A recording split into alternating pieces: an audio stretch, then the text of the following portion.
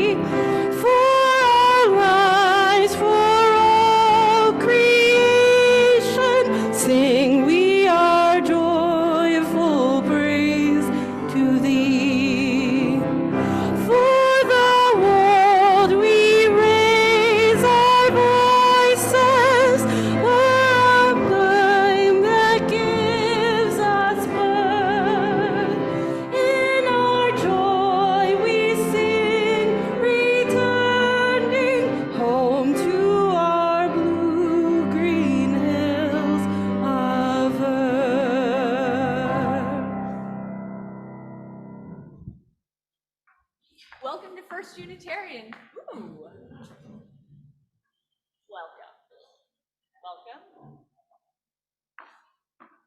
Welcome. I think you all are trolling me up there. Yeah? This one? Let's give that a go. Woo, all right. Welcome to First Unitarian Church of Rochester. It is such a joy to be with all of you, to see you here in the sanctuary, online, to know that our children are upstairs worshiping and learning together just as we will do here. Here at First Unitarian, our mission is through spiritual connection in community, we listen deeply to others and ourselves. We open to wonder and transformation, and we serve together with love and humility. We gather on Sundays for worship, and after the service, we gather in small groups in a variety of activities to get to know each other, to weave connection, to live out our mission, which, if you've forgotten, I did just say, but that's okay. Through spiritual connection in community. That is what we do here together. If you're new or newish, I invite you to stop by the welcome desk and help us help you connect with others. And if you've come here today because you are going through a hard time, because you're worried about something on your heart or worried about someone else in your life, I invite you to connect with a pastoral care associate. And someone asked me the other day, Sherry, you say that every week, but what are the types of things one might go to a pastoral care associate about? Maybe you're going through a big life transition. Maybe you're grieving a death or a loss, or your best friend has moved away, or you've just retired and you don't quite know who you are anymore. Maybe your parents are pressuring you to go to college and you don't know if you want to. There are plenty of reasons you might connect, and I invite you to do so. We gather on Sundays knowing that it's not just me. I'm Sherry, I'm the lead minister here. It's not just Brownlee, our worship associate today, who got pulled in at the last minute to lead a prayer with all of you. Not just our new music director, Pablo, not just those who gather up on the choir loft to make sure that we can be heard, but it takes all of us. And so I invite you in voice to join me in unison words and light our chalice. Brownlee will hopefully light our chalice here in the sanctuary. Thank you, Brownlee. And if you're at home, I invite you to light a candle or a chalice. Let us speak our words together. Life is a gift for which we are grateful. We gather in community to celebrate the glories and mysteries of this great gift.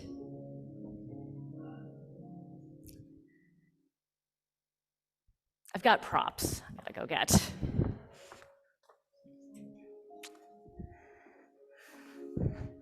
The writer Brian Greene, who wrote Turtles All the Way Down and a number of other songs, he trained to be an Episcopal priest. But when he was in seminary, he realized that part of his job would be to buy candles, and he said, screw that. It comes out now and again in his writing, but what is this life also comes out again every now and again for me occasionally, as was the case while searching for a replacement for our central candle lighting stations, I found myself at TJ Maxx, which is not generally considered a purveyor of sacred objects. But this just seemed perfect. It was beautiful. But it was TJ Maxx, and they had only one, and it was among the colanders. So I went to 4 more TJ Maxxes across New York State, looking for 4 more of these. And I didn't find anything like it, but I kept looking, and I got tired, and I got grumpy, and I was hungry. I should have stopped. If this was Costco, I would have had a hot dog, but that's not where I was. And so then I bought this.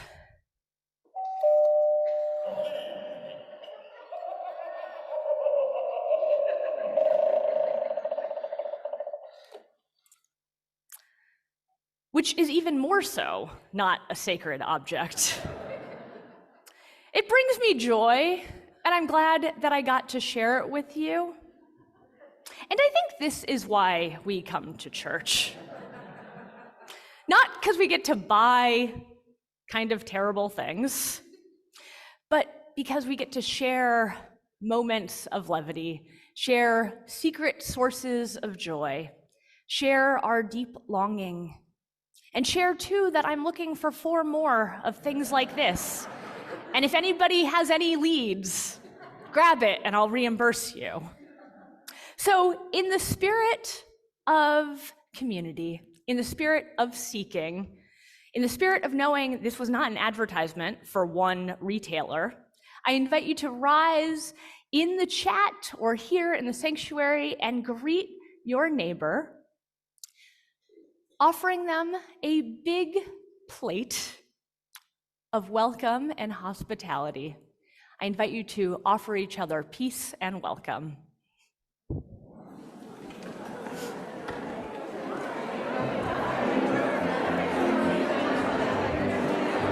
Welcome.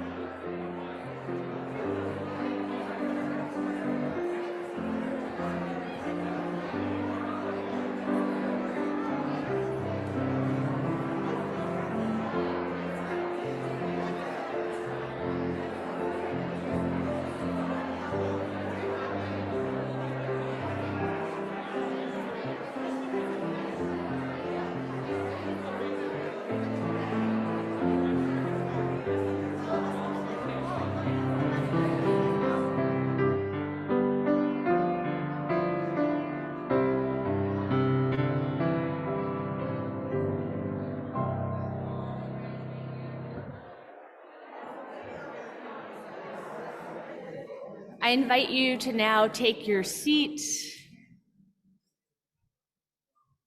Oh, it is such a joy to hear you all welcome each other, to offer each other peace and greetings. Our reading today, a double.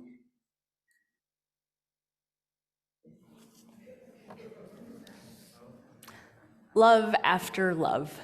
Our reading today comes from the poet Derek Walcott. The time will come when, with elation, you will greet yourself arriving at your own door, in your own mirror, and each will smile at the other's welcome and say, "Sit here, eat." You will love again the stranger who was yourself. Give wine, give bread, give back your heart to itself, to the stranger who has loved you all your life, whom you ignored for another, who knows you by heart. Take down the love letters from the bookshelf, the photographs, the desperate notes. Peel your own image from the mirror. Sit, feast on your life.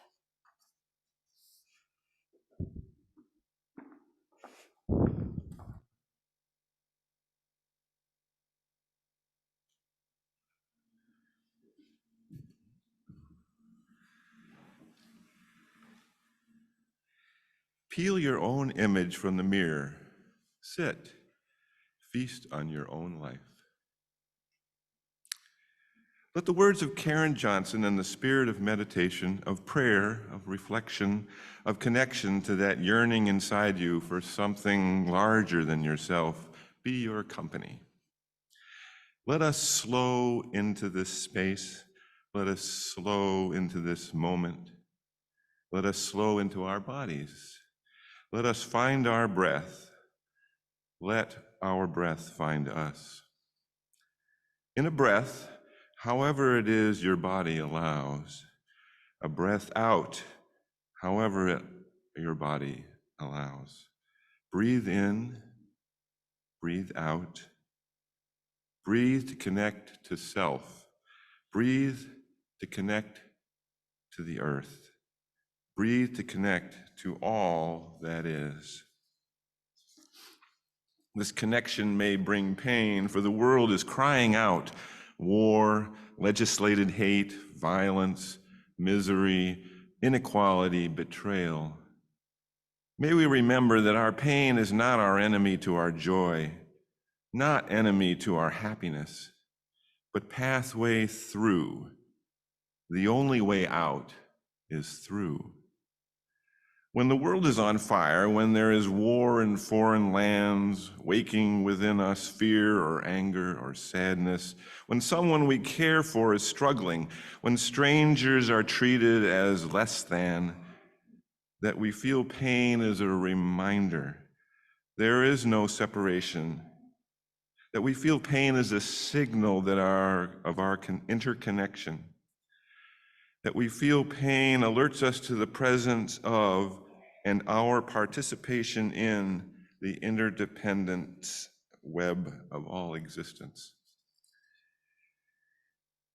It is this same connection that allows us to feel renewed in surprising ways when we take in natural beauty or behold art that breaks open our hearts, or create art that moves the hearts of others. When we generate grace for others, even when they don't seem to have earned it. When we generate grace for ourselves, even when we don't seem to have earned it.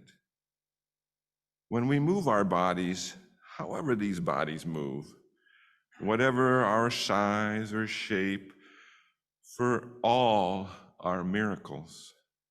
In this same connection that allows us to feel emboldened by love shown to us by others, affirmed in our worthiness, so that we might pass on that same courage to others in need of our loving witness.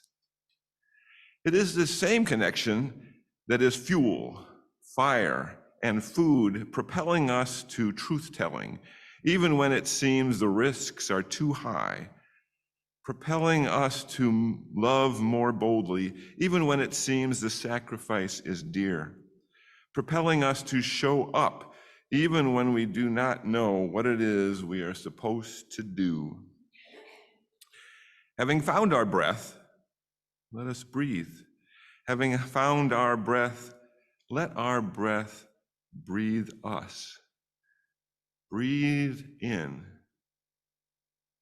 Breathe out.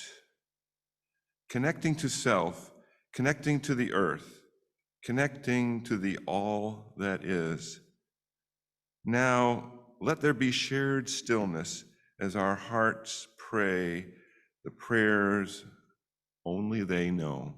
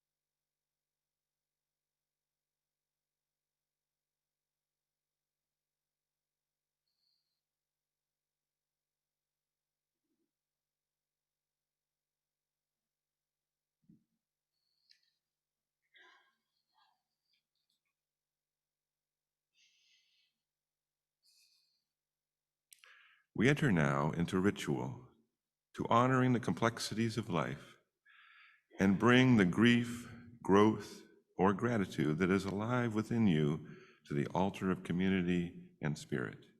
Online, you're invited to share in the chat, and here in the sanctuary, you are invited forward to light a candle. If you would like an usher to bring a candle to you, please raise your hand. May we now share in this ritual of community care and witness to one another's hearts. You may proceed.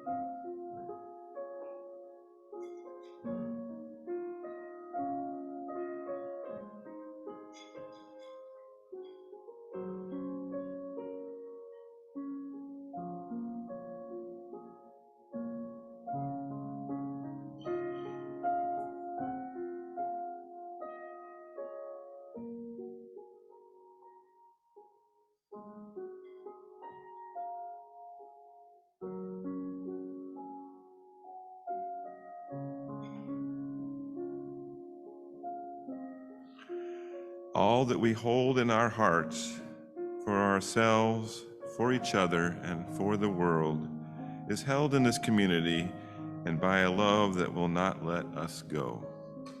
Amen, and blessed be.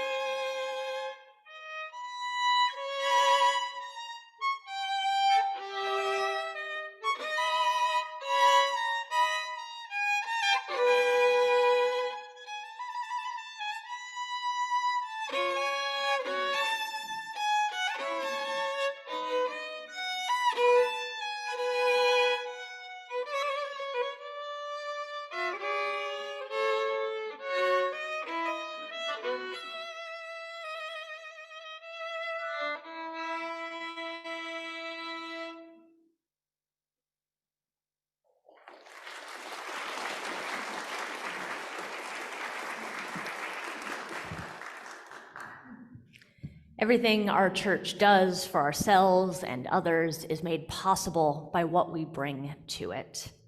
Each week, we practice shared generosity to support the work and witness of Unitarian Universalism, and half of our Sunday offering goes to a partner organization that works to create a more just and loving world.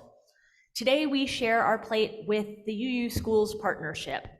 This ministry of our church supports students from schools 15 and 22, as well as, in recent years, a summer program hosted right here at the church, but brought to us by SUNY Brockport.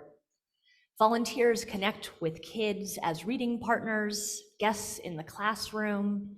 Our own Joe Simpson learned Spanish to lead science experiments.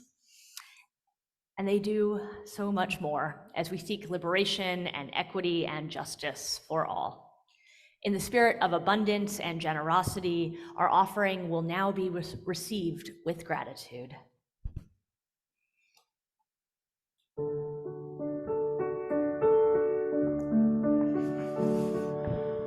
This man I know has an apple tree he's hoping will grow.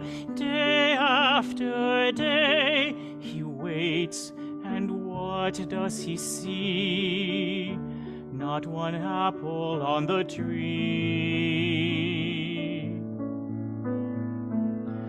This man I know works all winter, but the tree will not grow till late in spring, with still no fruit to be found. He goes out to chop it down. Lo and behold, like a miracle swept in from the sea. Lo and behold, there's a fog so thick the man can't see to cut the tree. Next morning he, all excited, he comes running to me, right there for all to see, way up on a bough, small and weak but hanging on somehow, is a baby apple now.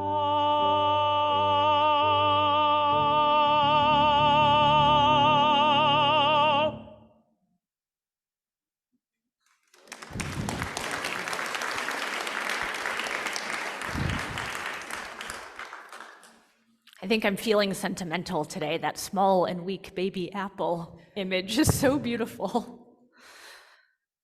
Whew, those get bright when they go on. No, I appreciate it. Thank you.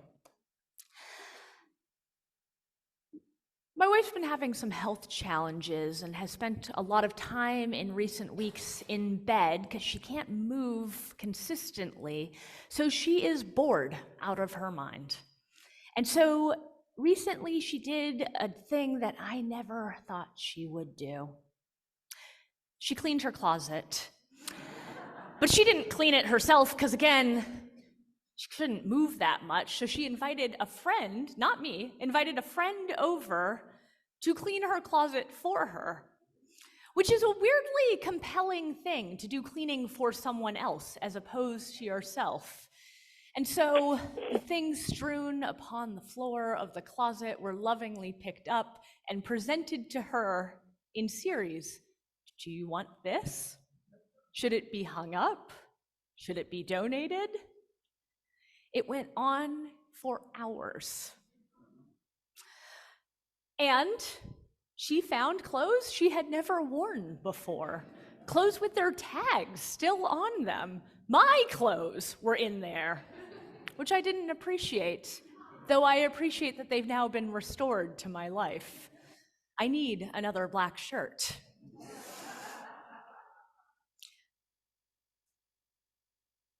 After the fourth or fifth shirt with tags on it came out of the closet, She very excitedly exclaimed, "Well, this is like shopping." And shopping in your own closet is a particular kind of luxury, but one that is I would say, dystopian facet of our contemporary world. That we might buy, consume, and acquire things, and yet not have a place for them in our lives or an ability to use them, could, for someone meaner or grumpier than my wife, namely me, feel like a burden. She didn't feel that way, and I'm grateful for that, because it was a rather joyous occasion, this cleaning expedition that I stumbled into. But I happened to say at the time, well, it's like being a hungry ghost. And she didn't know what I was talking about, because it's a weird and strange concept, not familiar to many, but one of my deepest fears. Not only because I am afraid of ghosts, which, if you haven't done it before, I welcome you to this building at midnight. Though I don't resent that. What good is a church? What good is gray walls, if not to be haunted? But a hungry ghost is a concept in Chinese Buddhism and Taoism, one of the options for reincarnation in a cyclical world in which we take many forms. Hungry ghosts are a being that cannot be satisfied. They have incredibly thin throats, and so they eat and drink, but can never find satisfaction. Now, there are various interpretations and ways that hungry ghosts show up in Buddhism and Taoism and Chinese culture. Sometimes they require ancestral worship or honoring. Sometimes they require help shifting away from this state of being. But the Buddhism that I've most been entrenched in and studied in and practiced in tells us that hungry ghosts are a temporary state. One is not stuck in this forever, but it's the result of greed and a lack of satisfaction in this life. It's the playing out of consuming without being satisfied. I get worried talking about hungry ghosts in public spaces like worship because it suggests, and I think can easily fall into fat phobia or ableism or an insensitivity around how we eat. Too often I hear people I love, too often I hear people in this congregation, too often I hear my own friends and family judge themselves or have unkind words about their own bodies based on what they eat or drink. And that is not my goal here for you. I believe our bodies can tell us what we need and help us find satisfaction. And if any of you are wrestling with or worried about someone with disordered eating, I hope you'll reach out to our pastoral care team who can help connect you with therapeutic resources. But the concept of hungry ghost, as nervous as it makes me, is an important lesson and image and mystical haunting in my own life that points me to gratitude and enoughness here on this plane in this world. Last week, as part of our series on enough, Reverend AJ preached on the theological basis of being enough as humans in Unitarian Universalism, that we believe not in original sin, but original blessing, and that all humans are inherently worthy, have inherent goodness and dignity. And this doesn't mean we always behave well. It doesn't mean that evil or wrongdoing doesn't exist. It doesn't mean that you have to like everyone. But it does mean that inherently you are good and worthy and enough. How many of you believe him? All right, some of you are raising your hand because you know I don't answer or I don't ask rhetorical questions in church, and I was actually looking for an answer. But some of you didn't raise your hands because you were being honest, and also because the logic of empire and capitalism conspires against you. If you don't believe Reverend AJ, or you don't always believe on a soul and body level that you are enough just as you are, it's not because you are deficient. It's not because you don't believe all the things that are correct to believe in Unitarian Universalism.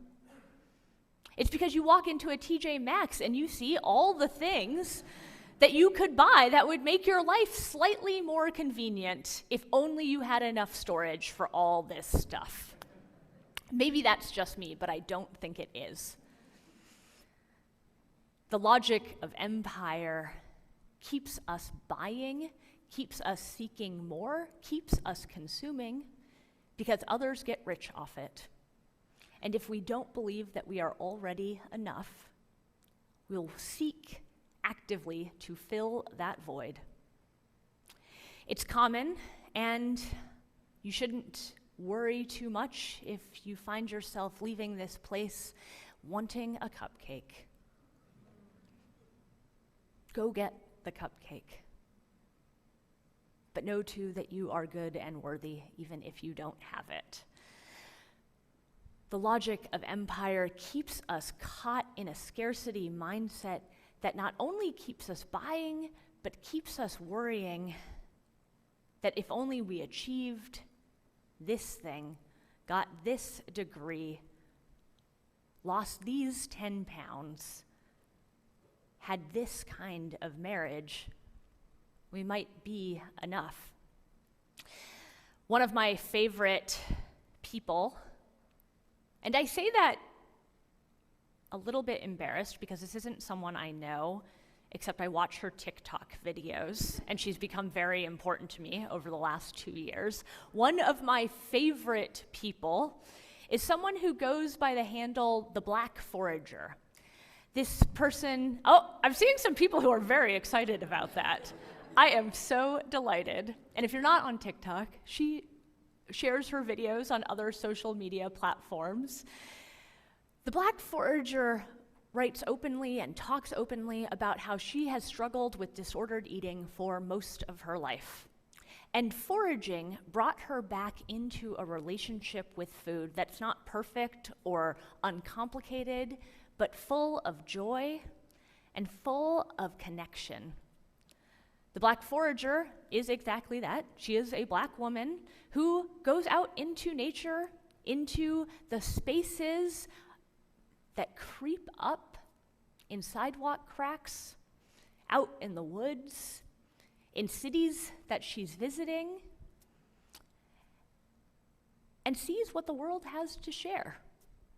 Foraging is a world that is in many ways seemingly dominated by whiteness, so of course people of all races, and particularly on this land, non-white people have practiced for a very long time. And so her social media presence and testimony and witness offers liberation of many forms. But she goes out, finds what she can find, and shares what she learns with the world. Sometimes she eats things freshly plucked from the ground, but sometimes she prepares acorns into cakes and herbs into tinctures, making medicine and food and drink. And her signature sign-off that I cherish each and every video is, "Happy snacking, don't die." It is so loving. And I want those things for her and for me and for you. The Black Forager last week took a break from her usual cheerful joviality to go on a self-proclaimed rant. She shared something that has been a part of my life for the last few years with her viewership called the honorable harvest.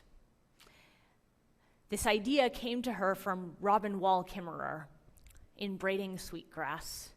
And Robin writes from the location of somebody who has lived in New York State and the Eastern Seaboard for most of her life, and who has indigenous roots and a sense, too, of dislocation from her ancestors. A sense that something was missing in her life. Language and connection and history and people. A person on a quest to fill a void, but instead of going to TJ Maxx, she went back to her people. And in Braiding Sweetgrass, she writes about coming back to the land to learn about the place that's nourished her family and herself.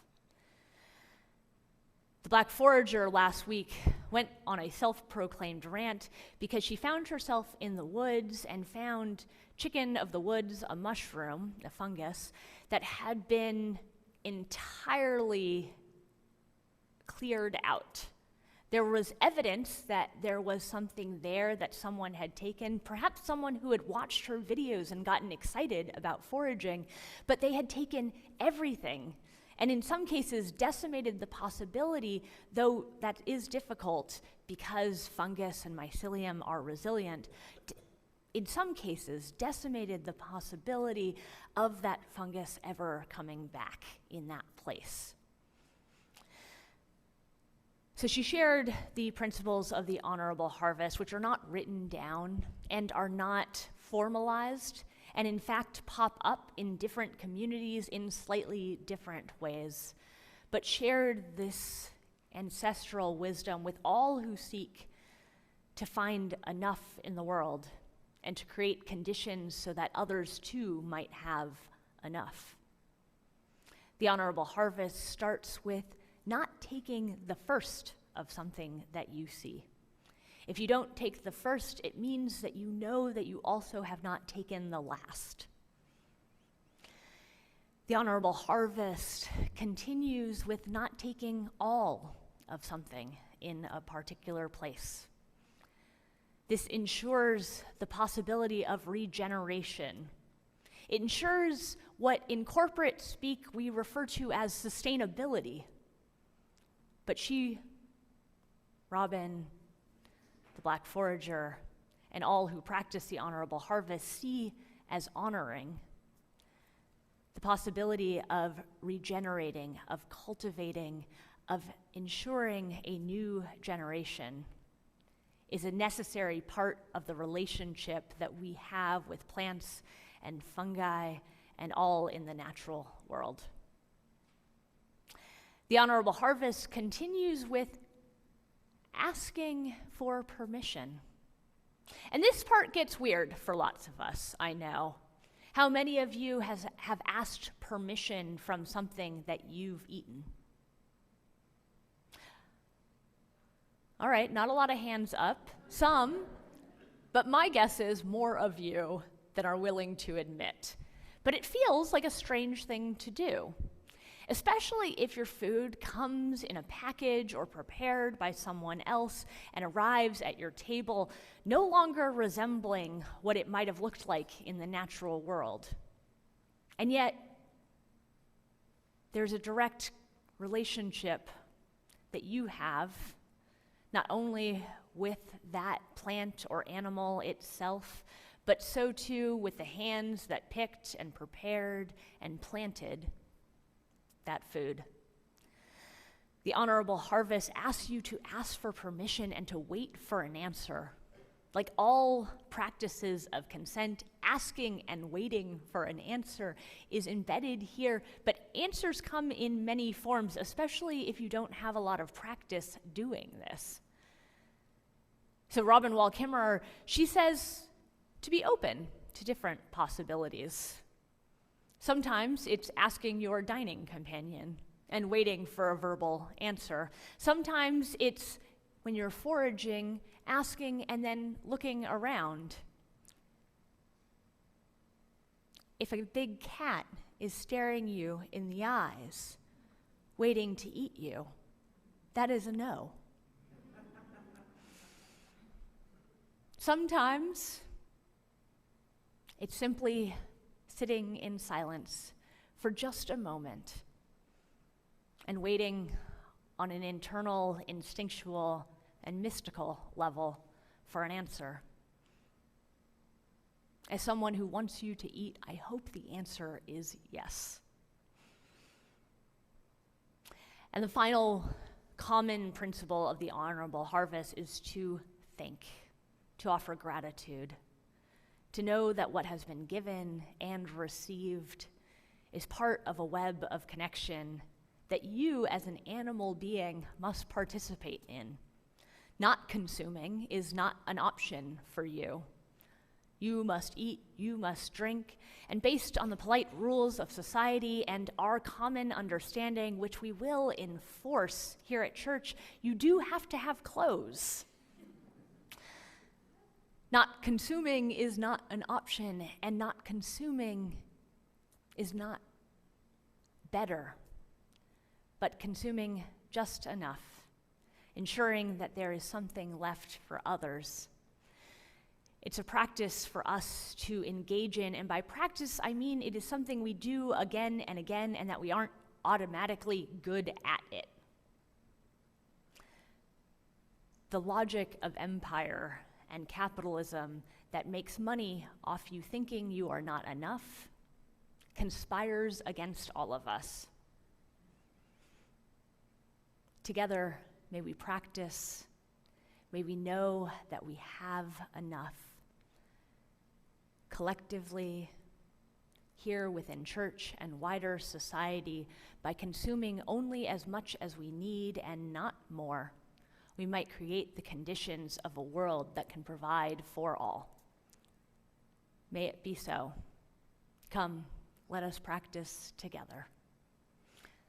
Let us sing in body or in spirit.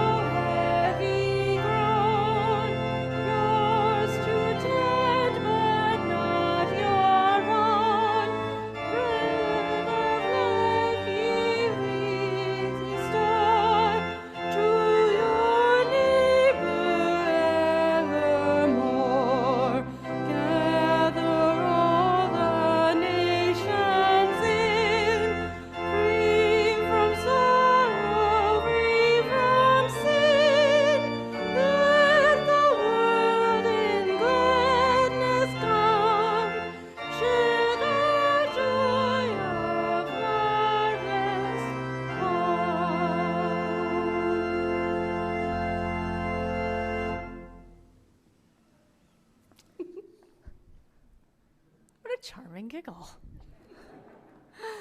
Please join me as we extinguish our chalice. We extinguish this flame, but not the light of truth, the warmth of community, or the fire of commitment. These we carry in our hearts until we are together again. This earth was made for us to be in and on and among it. May we feel our connections with all who gather with us, here in this space and out in the wider world. Let us go enjoy the feasts of our lives.